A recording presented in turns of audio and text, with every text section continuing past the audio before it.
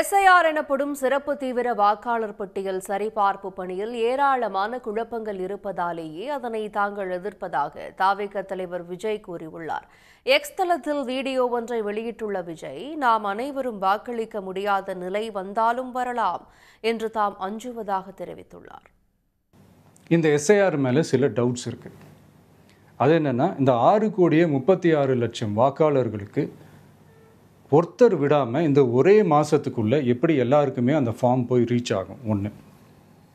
ரெண்டாவது, நீங்கள் வரும்போது வீட்டை பூட்டிட்டு வேலைக்கு போயிட்டு என்ன பண்ணுறது? இப்போ நீங்கள் வருவீங்கன்றதுக்காக வேலையெல்லாம் விட்டுட்டு வீட்டுக்குள்ளேயே உட்காந்துட்ருக்கணுமா? ஸோ இதில் மெயினாக பாதிக்கப்பட போகிறது உழைக்கிற மக்கள், ஏழைகள், வேலைக்கு போகிற பெண்கள். இவங்களுக்கு யார் கரெக்டான அந்த பதில் சொல்ல போகிறது?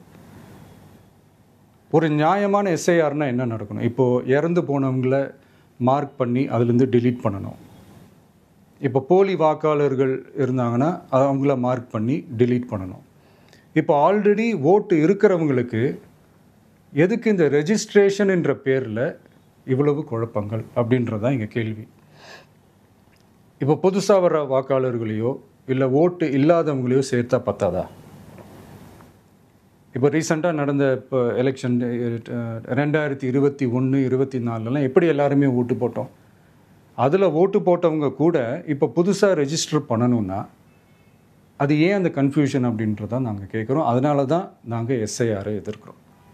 உடனுக்குடன் செய்திகளை தெரிந்து கொள்ள சன் நியூஸ் பெல் ஐகானை கிளிக் பண்ணுங்க.